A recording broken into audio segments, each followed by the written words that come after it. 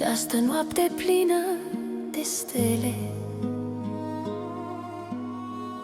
Ai plecat, măicuța mea, la ele,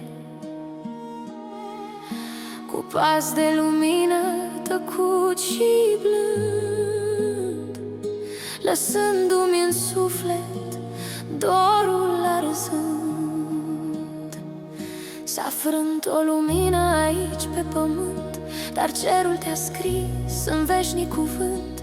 Iar eu te caut în plâns și în tăceri, în visele mele, în rugi și în dureri. Mama, te strig în noapte grea și stelele plâng durerea mea.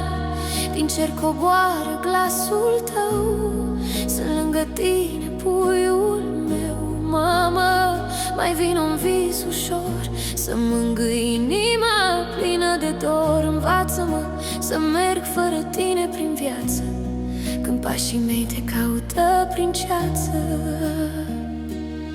Că fără tine aici pe pământ te port în mine viu legământ. Ești rugă sfântă, ești cuvânt, ești glasul meu când plâng și când cânt. Să-mi fii lumină, să-mi fii speranță, rază ocrotitoare, leagă-mi de siguranță.